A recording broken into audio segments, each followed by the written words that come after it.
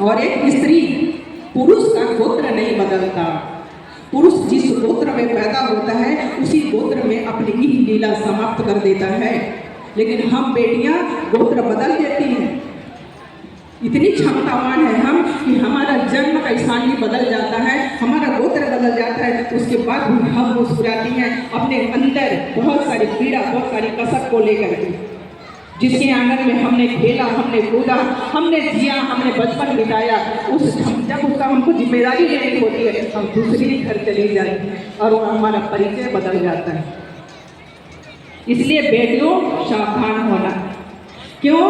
क्योंकि यहाँ भी वही परिपाटी है। जब आप शादी होकर किसी के घर में जाते हो, जब पति पत्नी रहते हो तब तो बड़े वाह वाह होते हैं, लेकिन जब हम किसी के घर रिश्तेदारी में जाते हैं तो वहाँ पे मैं कौशल्या स्वयं ही कहती हूँ, यार वही बहुरिया हो ना जराने सागा ले आई से।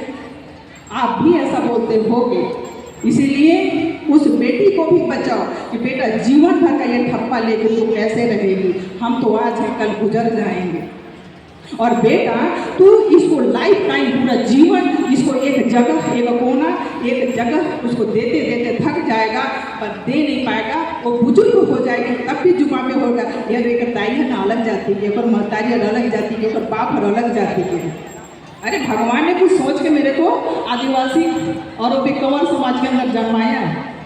मैं खुश हूँ, मुझे गर्व है कि मैं आदिम समाज की बेटी हूँ और वो भी कंवर। अच्छा लगता है। कंवर समाज का विशाल समुदाय है और आज तो मेरे लिए और फख्र की बात है कि मैं सिर्फ छत्तीसगढ़ नहीं, देश के अंदर कई राज्यों का भ्रमण कर रही हूँ और वहाँ अपने कंवर लोग को ढूंढ रही हूँ कि जो जसपुर का परिपाटी है, जो जसपुर की संस्कृति है, क्या उधर भी है। आदिवासी बहुत हमारा बिगड़ा हुआ समाज ये कहता है कि हम आदिवासी हैं पर हम हिंदू नहीं हैं, ये हमारे कंवर में बिगड़ा हुआ। मैं कहती हूँ कि हम सनातनी हैं और रहेंगे। अगर हम प्रकृति को पूजा करते हैं तो हम सनातनी हैं, हम महादेव को पूजा करते हैं तो हम सनातनी हैं। पांच तत्व का ये शरीर, चाहे तुम क्रिश्चियन के हो, चाहे मुस्लिम हो, चाहे हिंदू के हो, चाहे बामन हो, चाहे बनिया हो, कोई भी जाति के हो, लेकिन वो पांच तत्व में गढ़े हुए एक माटी का पुतला। और ऐसे गुरु जब मिलते हैं ना तो उस पुतला को और संस्कारवान बना देते हैं। तो गुरु का सम्मान करो, कौशल्या का करो, करो मत करो। कौशल्या का कुछ पुण्याई था कि ऐसे गुरु के चरणों तक पहुंची और गुरु लोगों का इतना आशीर्वाद मिला कि हम कुनकुरी तक आ गए। मेरी माताओं, मेरे बहनों, मेरे भाइयों, मेरे पिता तुल्य सज्जनों को आशीर्वाद दीजिए इस कौशल्या को कि आगे ऐसी कार्य करते रहे। सभी तो कौशल्या के हो। कौशल्या का ये जमीन है, कौशल्या का ये आसमां है, ये छत्तीसगढ़ ही पूरा कौशल्या है। नाम मेरे को मिला कौशल्या। जब कौशल्या मिला तो मुझे लगा कि नाम बहुत ताकतवर है, बहुत पावरफुल है, इसको मैं कैसे अच्छा बनाऊँ। और मुझे इसको अच्छा बनाने में ज़्यादा कुछ मेहनत नहीं करना पड़ा। कोई रोता आता है मेरे दरवाजे पर, चाहे मैं बाप के घर में थी तब, चाहे मैं ससुर के घर में हूँ तब, मैं मुस्कुरा के उनका अभिवादन करती हूँ। यहाँ पे बहुत ऐसे बैठे, बहुत क्या सभी ऐसे बैठे जो मुझे जानते हैं और सभी के गाँव तक शायद कौशल्या पहुँच चुकी है। आज भी ऐसे हमारे मेहमान आए हैं जो बहुत दूर दूर से आए हैं। दीदी हम भी आए हैं, दीदी हम भी आए हैं। जब मुझे लोग कहते हैं कि क्या करते हो, 500 गाड़ी ले घूमे थे।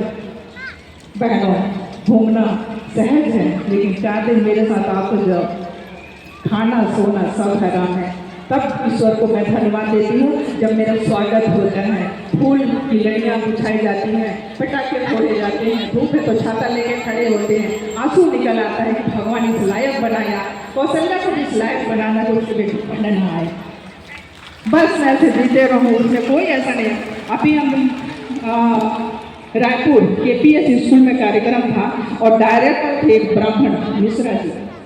उन्होंने जब हमारा स्वागत किया तो आराम बहुत अभिवादन देके करा और जब उन्होंने हमारा स्पीच सुना, उस पंडाल के अंदर, उस रूम के अंदर जितनी महिलाएं बैठी थी उनका सम्मान होना था। जब वो हम वहाँ से कैंटीन में गए, ऑफिस के अंदर गए तो एक बंदा तोड़ के आया, बोले दीदी आप क्या हो? मैं बोली कौशल्या। बोले नहीं पूछो, क्योंकि हर जुबान पे आप था। और वो डायरेक्टर साहब जो बुजुर्ग थे वो मेरे पैरों में झुके थे। मैं बोले अरे ब्राह्मण हो, काहे पास चढ़ा रहे हो। तो मैंने इतना किया कि मैंने उनको महत्व दिया, उनको मैंने सुना। आप गुरुजी को सुनो, वो आपके लिए आए हैं। और कौशल्या तो माध्यम है वो आप तक उनको लाने के लिए, प्रदीप जी मिश्रा जैसे गुरुओं को आप तक लाने के लिए, शिव की चर्चा को आप तक पहुंचाने के लिए, राम की चर्चा को, कृष्ण की चर्चा को पहुंचाने के लिए, जगदम्बा की चर्चा को पहुंचाने के लिए। तो स्वागत है आप सब। आज हमारे बहुत बड़े बड़े दिग्गज लोग, नेता लोग भी पधारे हैं। आप सभी का भी स्वागत है, अभिनंदन है और वंदन है। और हमारा पुलिस महकमा तो बहुत अच्छे से अपना सेवा कर रहा है। और इस मंच में अभी तक भारत में ऐसा नहीं हुआ होगा, हम वो कार्य करने जा रहे हैं। जितने भी हमारे यहाँ सुरक्षा कर्मी हैं, कोशिश कर रहे हैं, उसमें से कुछ दिग्गजों को आज हम मंच में अपने साथ आरती में बुला रहे हैं। तो जब आरती में हम कुछ बड़े को बुलाएं तो अपना बेल्ट, अपना जूता और यदि पर्स चमड़े का है तो उसको निकाल के आएंगे।